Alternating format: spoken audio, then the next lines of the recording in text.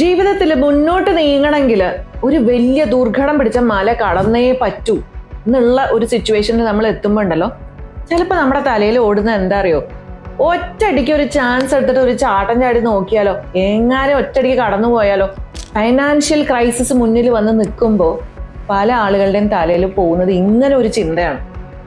അതായത് ഞാനൊരു high risk എടുത്തിട്ട് എന്തെങ്കിലും ഒരു സംഭവം ചെയ്തു നോക്കുക. ഒരു ബിസിനസ് ആവാം, അല്ലെങ്കിൽ ട്രേഡിംഗ് ആവാം. അപ്പൊ അങ്ങനെ ചെയ്യുമ്പോഴുള്ള ഏറ്റവും വലിയ പ്രശ്നം എന്താ അറിയോ, ഇതെങ്ങാനും തെറ്റിപ്പോയാൽ ഇപ്പൊ നിങ്ങൾ നിൽക്കുന്നിടത്തുനിന്നും വീട് പിന്നോട്ടേക്കായിരിക്കും നമ്മൾ വീണ് പോകുന്നത്. അപ്പൊ ഇങ്ങനെ ഒരു ഹൈ റിസ്ക് എടുക്കേണ്ട ഒരു സിറ്റുവേഷനേ അല്ല അത്.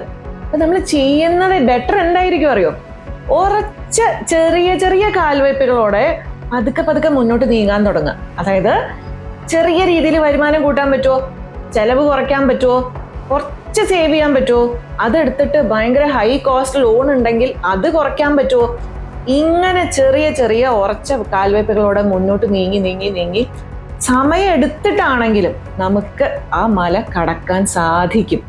So the answer to a financial crisis is not a high risk game. It is sure, small, calculated steps.